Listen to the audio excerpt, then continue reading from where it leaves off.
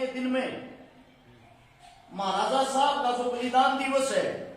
तीसरी बार मनाने का मौका मिला है आजाद में, और 2 वीक के अंदर तो बहुत ज्यादा बड़ा प्रोग्राम था। अब मैं आप सबसे एक बात कहना चाहता हूं, जिनका हम बलिदान दिवस मना रहे हैं, क्या आप लोगों को पता है इन्होंने अपना बलिदान किस लिए दिया था? वो ऐसी क्या कहानी थी? मैं सोशल मीडिया पे सुबह से पोस्ट देखने लग गया हूं। मेरे साथी लिखते हैं चाओ चाओ में महाराजा सूरजमल जाट, जाटों का राजा, जाटों का ये, जाटों का वो। एक बारी मेरी बात को सुनना, हो सकता है मैं गलत हूं, लेकिन मेरी कोशिश रहती है मैं किताबों से ज्यादा जमीन से जो हमारे बुजुर्ग हैं इनसे ज्ञान लेने की कोशिश करता हूं। महाराजा साहब जिस वक्त लोहागढ़ की रियासत को संभालते थे, मुगलों का राज था। मुगलों के पास एक पंडित जी, दिल्ली की जो सल्तनत थी लाल किला, उसमें काम करया करता। एक दिन पंडित जी की हालत थोड़ी खराब थी, उसकी बेटी हरदोई उसके लिए रोटी लेकर आ गई, क्योंकि वहां अंदर सिर्फ और सिर्फ मांस बनता था, मीट मांस,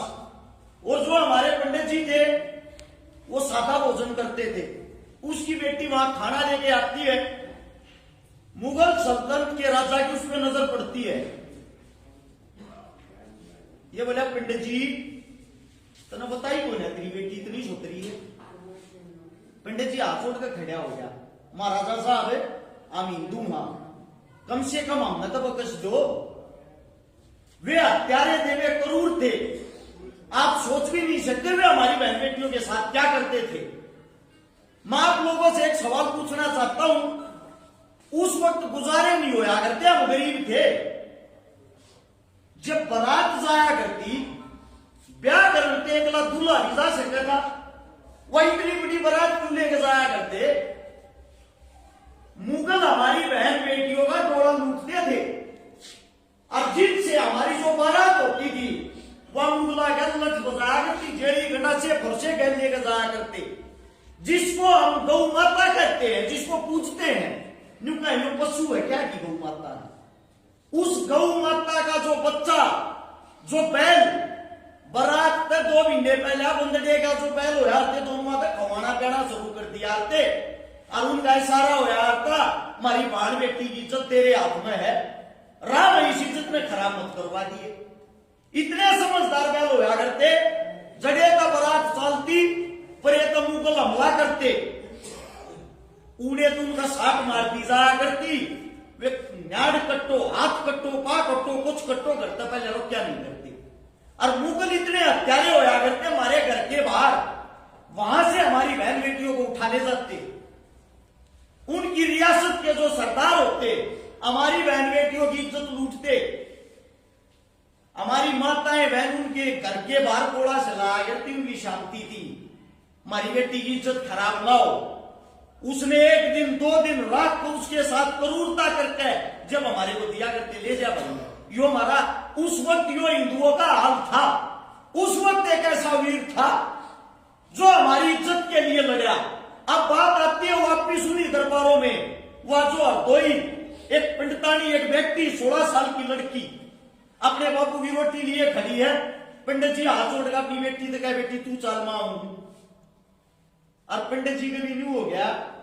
गलत नजर पड़ गई मुगला की। शाम को जैसे ही वो अपनी कुटिया में जाता है, घरा जाकर रोने लग गया है। मुगल जनता में पंडित ने जवाब नहीं दिया, इतना बड़ा हो गया, सेना भेज दी, घर पर यह बुलावा दे दिया, भाई पंडित जी 7 दिन का टाइम से कहते राजी खुशी है। इसने राजा साहब को भेज दिए, ना जबरदस्ती आड़े तक ठा के ले जाएंगे। पंडित पंडितानी का रो रो का बुरा हो। क्या होता है मान्या को न्या, उस बच्ची को उठाकर, उस पंडितानी को, हरदोई को उठाकर जेल में रोक देते हैं। वह रोन लाग रही है, वह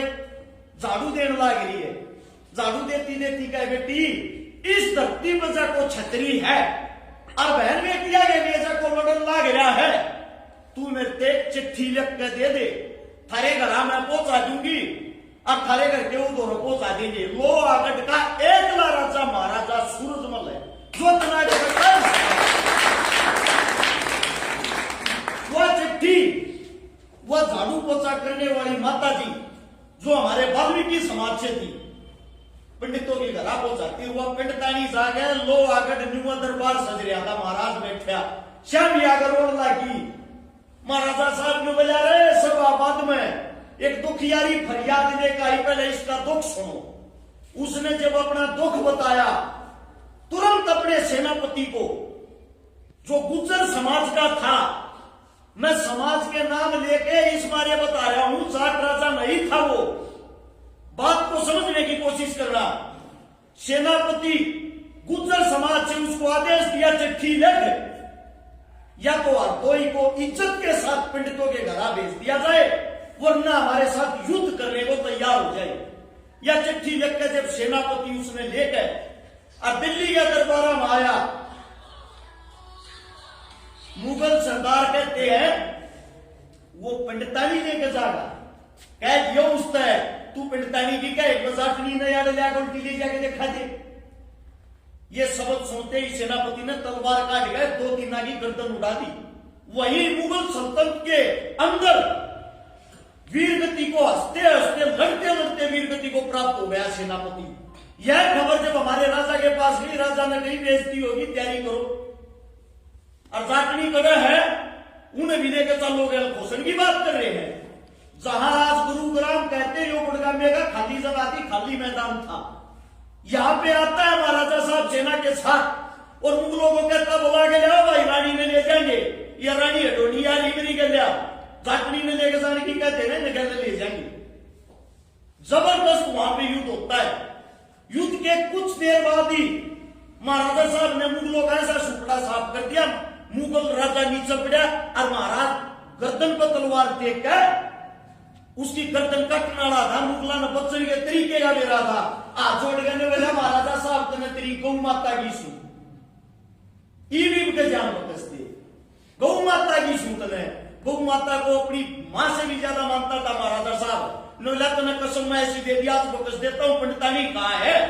लड़की को लेके आया, बेटी महारानी के पास खड़ा किया, वहां पे दोनों के बीच संधि होगी, वे शाणे थे। आगे मुझे महाराजा साहब सेवा करने का मौका दे, आगे जिंदगी में हम इसे गलत काम नहीं कराएंगे, जुकराब तो हो गया हम न्यू काम कराएंगे।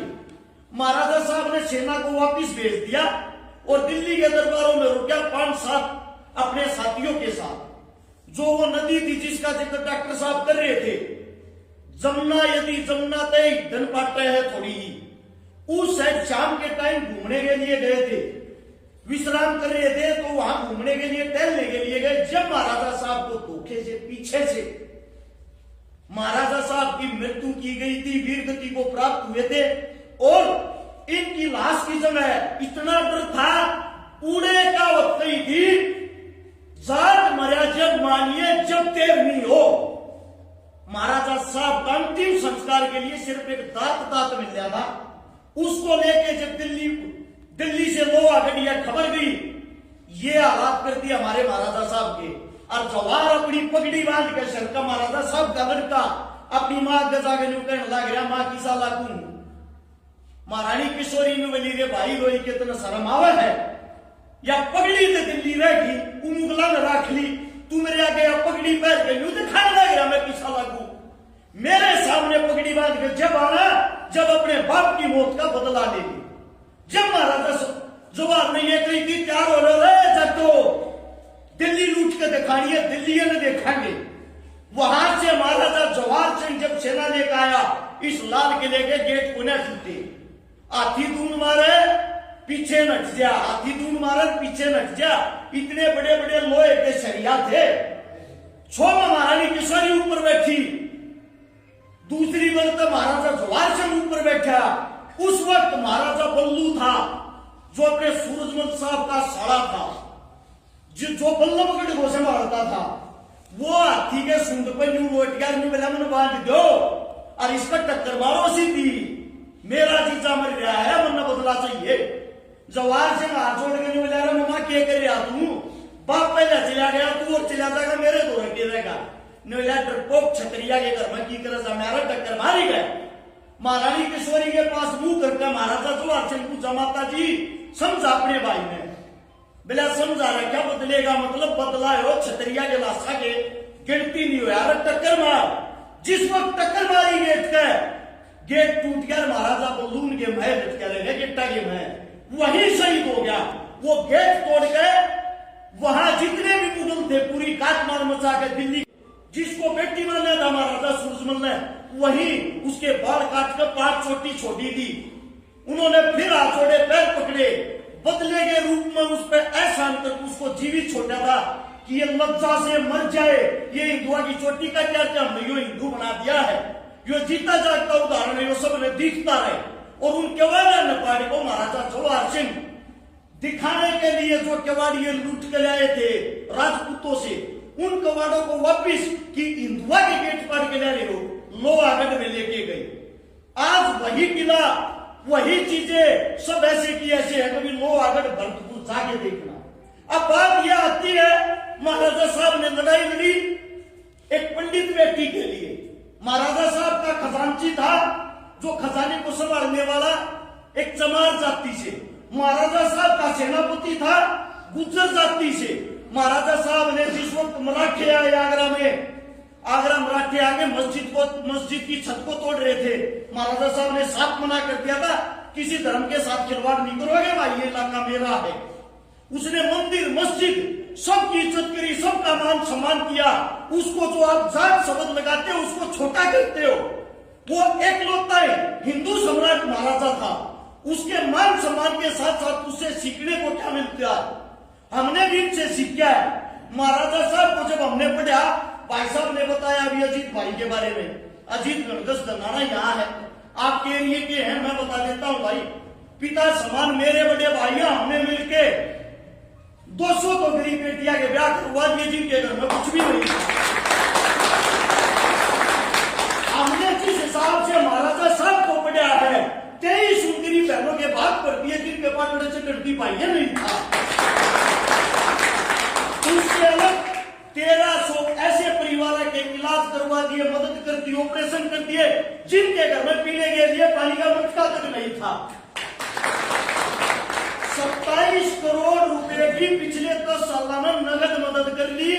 124 अनुमोदना में भागीदारी कर ली और आने वाले समय में भी इनको पढ़ रखा आप ये बोलोगे ना भाई समाज ने आप लोगों की गर्दन कटवाने की जरूरत है गर्दन कटवाने तभी सब ताकत खड़ी रहेंगे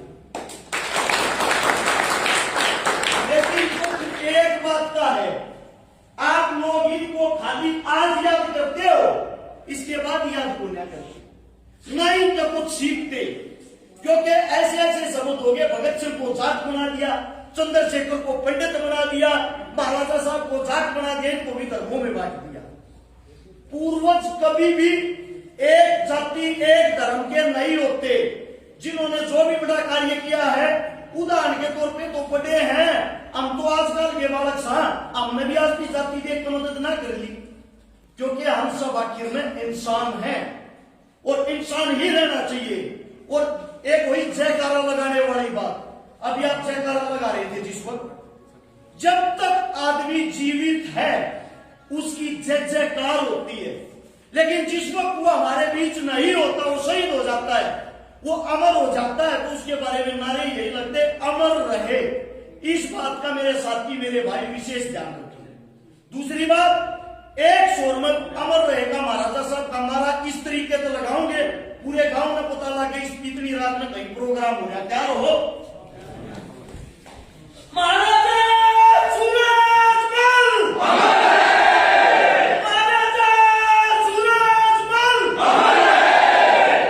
आप सभी का दिल की गहराइयों से धन्यवाद इतनी रात में आप सबने बातें सुनी कोई मेरे मुंह से गलत शब्द निकल गया हो या आप लोगों को कोई गलत शब्द लगा हो उसके लिए हाथ जोड़ के क्षमा चाहता हूँ आपके बेटे आपके बच्चे हैं आपके बीच में देशी का पर डर का टाइम नहीं बात धन्यवाद आप सबका